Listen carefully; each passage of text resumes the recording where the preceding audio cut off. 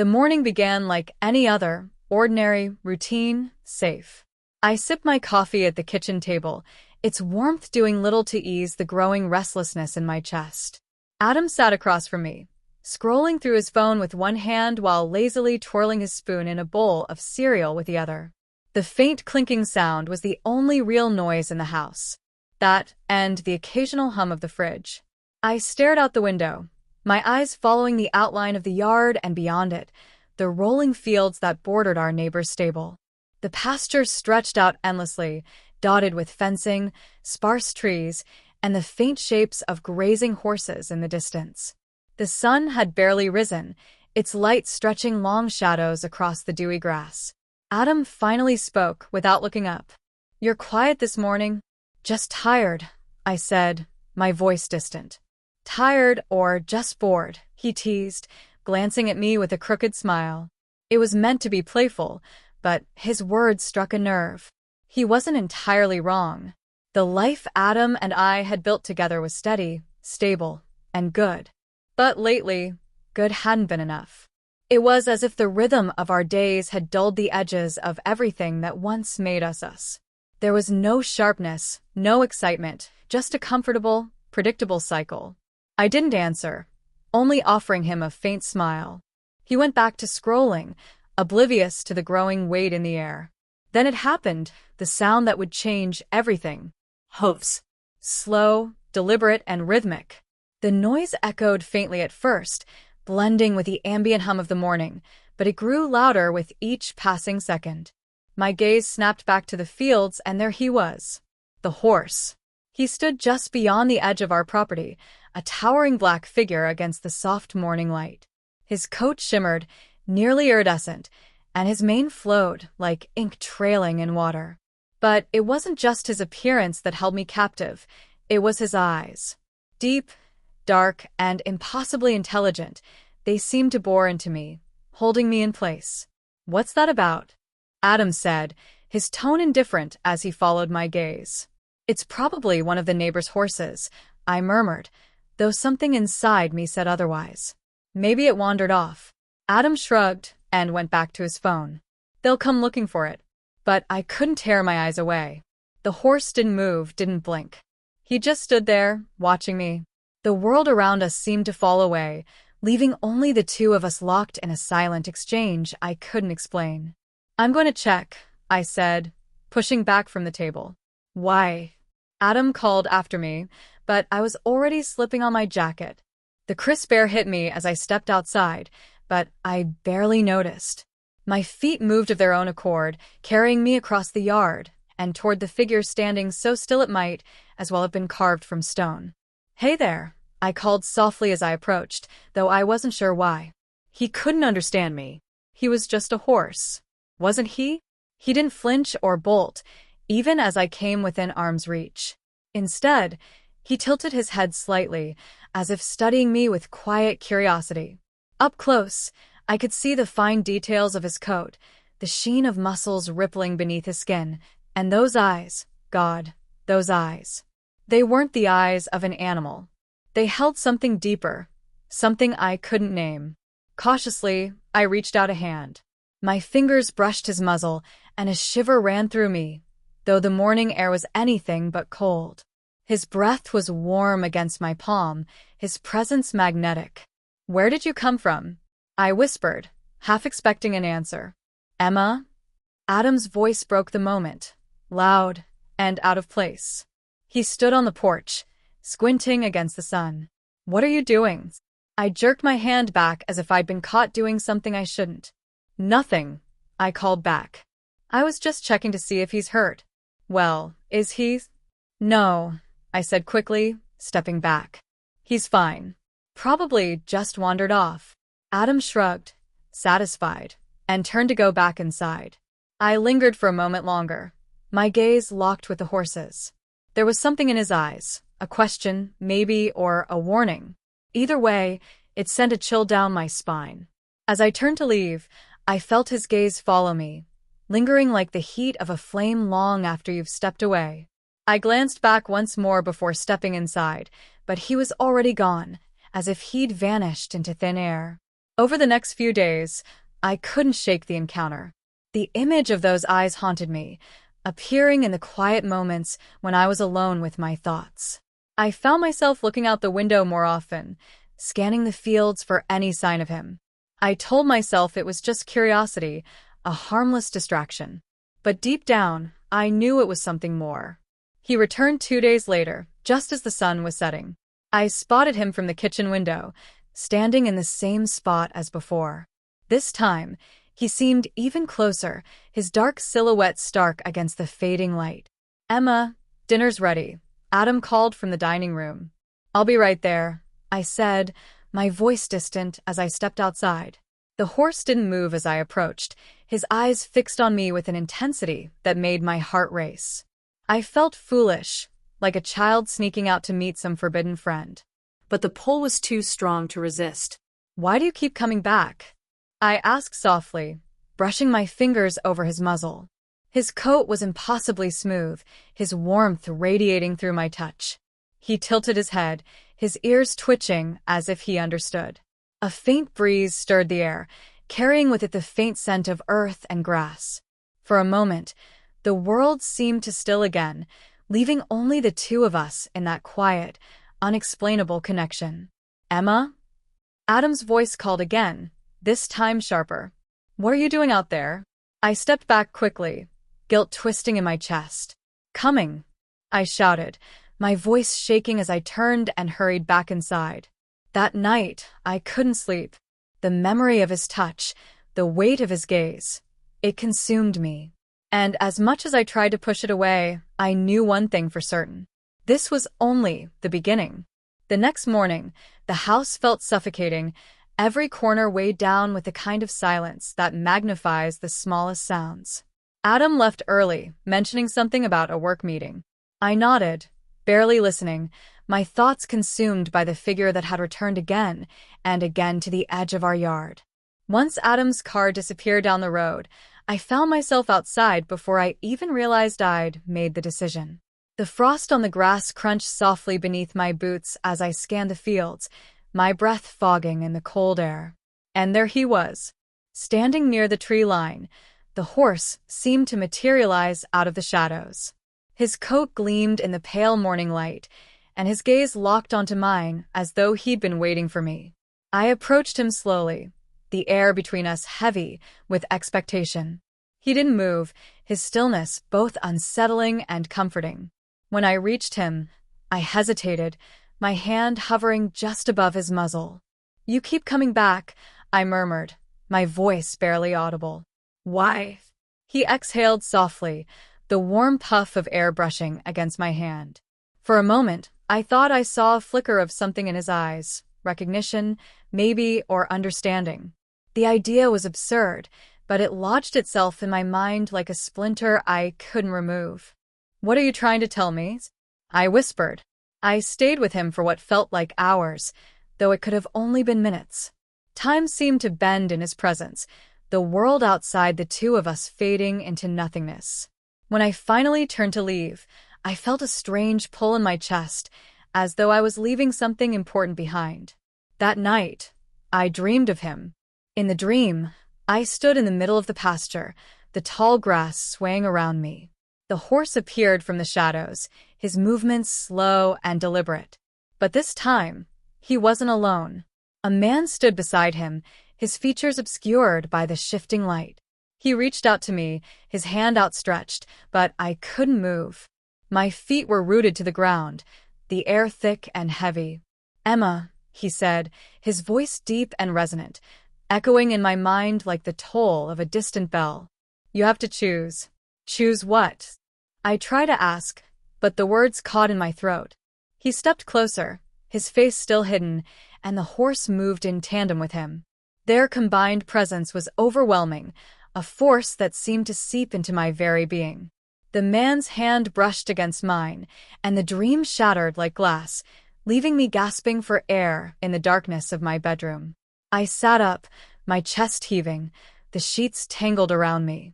My skin was damp with sweat, and my heart pounded in my ears. The dream felt so real, the man's voice still echoing in my mind. "Choose."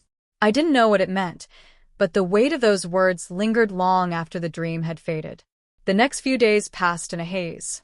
I avoided Adam as much as possible, my guilt growing with each passing moment. He noticed, of course. Adam wasn't oblivious. But he chalked it up to stress or boredom, offering to take me out for dinner or a weekend getaway. I declined every time, unable to shake the feeling that I was teetering on the edge of something I couldn't come back from. The horse continued to appear, always in the same spot, always watching. Each time, I felt the pull grow stronger, the unspoken connection between us deepening in ways I couldn't explain. One evening, as the sun dipped below the horizon, painting the sky in shades of orange and pink, I found myself standing in the pasture once more. The horse stood before me, his dark coat glowing in the fading light.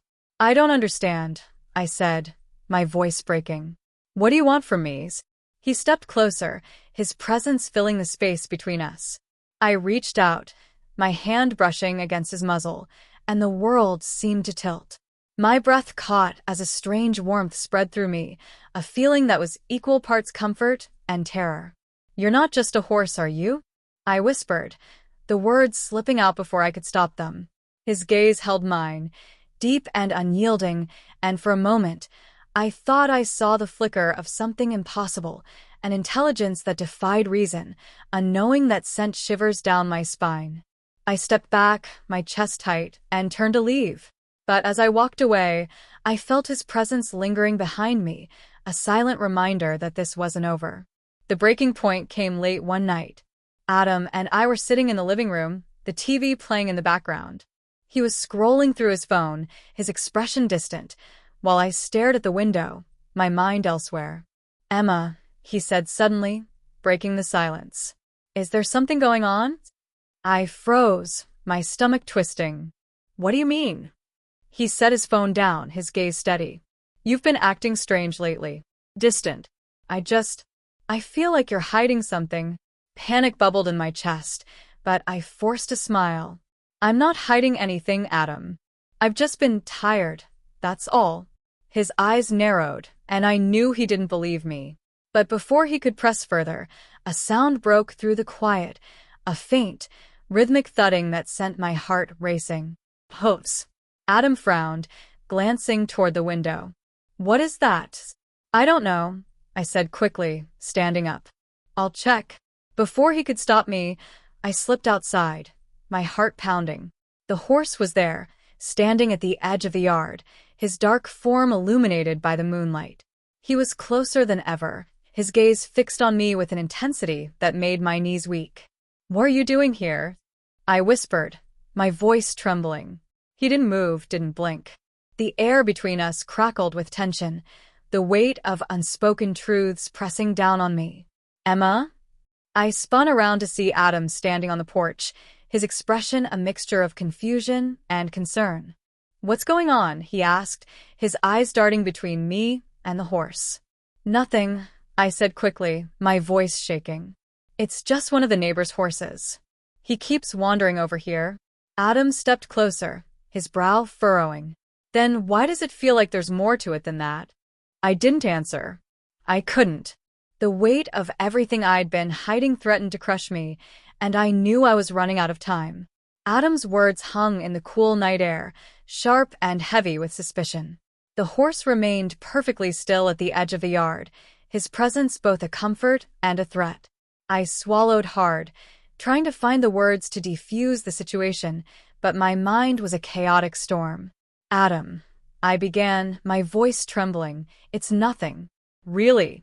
He's just always here. That doesn't explain why you're out here every night, talking to him like he's—" Adam stopped mid-sentence, his eyes narrowing. "Emma, are you okay? Is there something I should know?" I could feel my heart pounding in my ears, the thundering pulse drowning out every rational thought. My hands clenched into fists at my sides as I fought to keep my composure. "I'm fine," I said, the lie tasting bitter on my tongue. "You're overthinking this." "Am I?" he asked, his tone skeptical. "Because it feels like I've been living with a stranger these past few weeks. You're distracted, distant, and now this." He gestured toward the horse, his frustration evident. I just want to understand what's going on, Emma. I opened my mouth to respond, but no words came out. How could I explain something I didn't fully understand myself? The connection I felt with the horse defied logic, and the guilt that came with it was like a constant weight on my chest. I can't do this right now, I muttered, turning away from Adam and walking toward the pasture. Emma, he called after me, but I didn't stop. The horse watched me approach, his dark eyes unblinking. For the first time, I noticed how calm he seemed, even in the face of my turmoil. It was as though he knew what was coming, as though he had been waiting for this moment all along. I don't know what to do, I whispered, my voice cracking. I feel like I'm losing my mind. He stepped closer, his presence grounding me. My hand found its way to his muzzle, the warmth of his breath against my palm offering a strange sense of comfort. For a moment, the rest of the world fell away, leaving only the two of us. Why do you keep coming back? I asked, my voice barely audible. What do you want from me? The wind shifted, carrying the faint scent of earth and rain, and for a split second, I thought I saw something flicker in his eyes, something human. The thought sent a shiver down my spine, and I took a step back, my heart racing. This is crazy, I muttered, shaking my head. You're just a horse. That's all you are. But even as I said the words, I didn't believe them. When I returned to the house, Adam was waiting for me in the living room. His expression was a mix of anger and hurt, his arms crossed tightly over his chest. You need to talk to me, he said, his voice firm but not unkind. Whatever's going on, I deserve to know. I hesitated in the doorway, my mind racing. I could see the pain in his eyes, the frustration etched into his features, and it tore at me. Adam didn't deserve this. The secrecy, the distance, but I couldn't bring myself to tell him the truth. Not yet. There's nothing to tell, I said finally, avoiding his gaze. Don't lie to me, Emma, he said, his voice rising slightly. I'm your husband. I can feel when something's wrong. I closed my eyes, the weight of his words pressing down on me.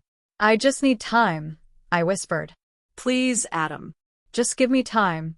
He stared at me for a long moment before nodding reluctantly. Okay, he said. But I can't wait forever. That night, I couldn't sleep. The house felt too quiet, too stifling, and my mind was a whirlwind of emotions. I found myself outside again, drawn to the pasture as though by some invisible force. The horse was there, waiting for me. He stood beneath the moonlight, his dark coat shimmering like liquid silver. As I approached, he turned his head, his gaze locking onto mine. I can't keep doing this, I said, my voice trembling. You're tearing my life apart. He stepped closer, his movements slow and deliberate, and I felt the familiar warmth spread through me. It was a feeling I couldn't explain, a connection that defied reason. I have to know, I whispered. What are you? The wind picked up, rustling the trees and carrying with it a strange sense of foreboding. The horse didn't answer, of course, but his presence was enough. He was the answer, even if I didn't understand the question. In the weeks that followed, everything began to unravel. Adam's patience wore thin, and the tension between us reached a breaking point. The horse continued to appear, his silent presence both a comfort and a curse. One night, as I stood in the pasture with him, I felt a sense of finality settle over me. The air was heavy with the promise of something inevitable, and I knew that whatever lay ahead, there was no turning back. Tell me what to do, I whispered, my voice breaking. Please. The horse stepped closer, his gaze piercing, and for a moment, I thought I saw the flicker of something impossible, an answer in his eyes. And then, just like that, he was gone. The night the horse disappeared, I felt hollow, as though a part of me had been ripped away. For days, I wandered through the house in a daze, avoiding Adam and ignoring the growing cracks in our marriage. I knew I needed to confront the truth, to face whatever it was I'd been running from, but the silence left in the horse's absence was deafening. One evening, I ventured out to the pasture, desperate for answers. The field was empty, the air still and heavy. The only sound was the distant rustle of leaves in the wind. I closed my eyes, willing myself to feel his presence, to summon him back. "You left," I whispered into the darkness. "Why?" The words hung in the air, unanswered. For the first time, I felt truly alone. The next morning, I woke to the sound of raised voices.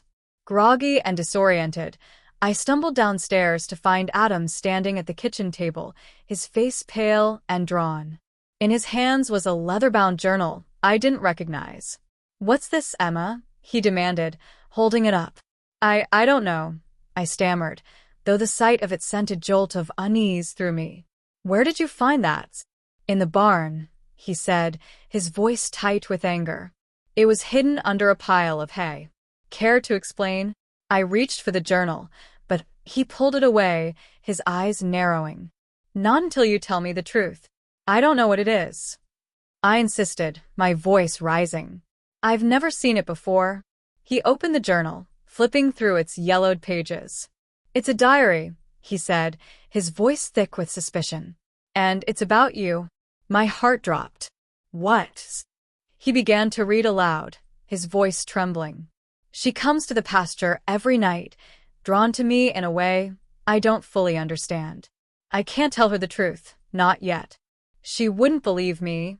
"Adam, stop," I pleaded, reaching for the journal again. He slammed it shut, his eyes blazing. "Who wrote this, Emma? Who is he?" "I don't know," I cried, tears streaming down my face. "I don't know." But even as I said the words, a memory flickered in the back of my mind, an image of the horse watching me, his eyes too knowing, too human. That night, I couldn't sleep. I lay awake, the journal clutched in my hands, its pages filled with entries that seemed impossible. The handwriting was unfamiliar, but the words felt intimate, as though they'd been written by someone who knew me better than I knew myself. I read late into the night, piecing together fragments of a story that defied logic. The entries spoke of a man cursed to take the form of a horse, bound to the land and unable to reveal his true self. They described his growing connection to me, his struggle to keep his distance, and his fear of what might happen if I discovered the truth. By the time I reached the final entry, my hands were trembling. "I can't stay," it read. "She's too close to uncovering the truth, and if she does, it will destroy us both. But I can't help hoping that one day, she'll understand." I closed the journal, my mind racing. Was it true? Had the horse been human? And if so, what did that mean for me, for us? The following evening, I returned to the pasture, clutching the journal tightly. The air was cool and still, the sky painted in hues of orange and pink as the sun dipped below the horizon. I stood in the center of the field, my heart pounding in my chest. "I know you're out there," I called, my voice shaking. "I know the truth."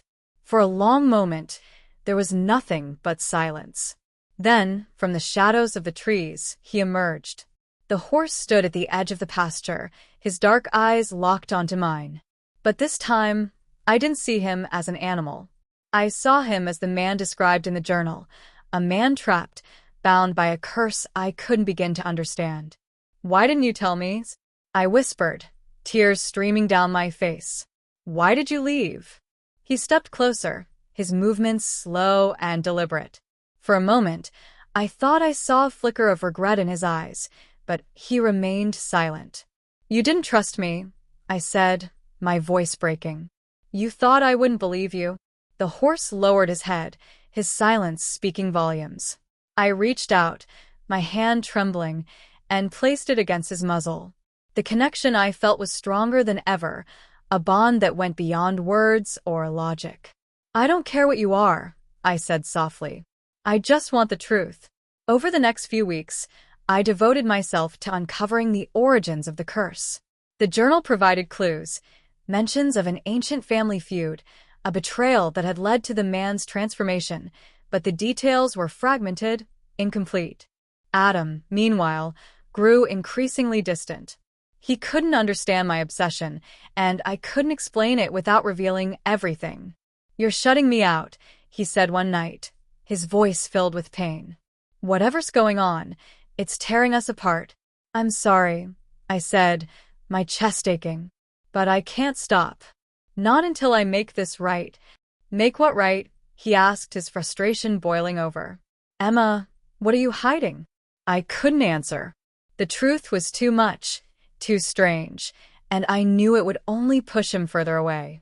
In the end, the answers came from an unexpected source, an elderly neighbor who had lived in the area her entire life. She told me a story about a young man who had fallen in love with a woman from a rival family, a love that had led to betrayal and heartbreak. As punishment, he had been cursed to roam the land in the form of a horse, unable to find peace until the curse was broken. But how do I break it? I asked, desperate. She looked at me with sad eyes. You already have, she said. By loving him. The night it happened, the air was charged with energy. I stood in the pasture, the journal clutched to my chest, as the horse approached. This time, there was no hesitation in his movements, no doubt in his gaze. I love you, I whispered, my voice trembling. No matter what. In an instant, the world seemed to shift. The air crackled with electricity, and the horse's form began to shimmer, his shape blurring and shifting until, before my eyes, he was human. He stood before me, tall and strong, his dark eyes filled with emotion. Emma, he said, his voice thick with gratitude. You freed me,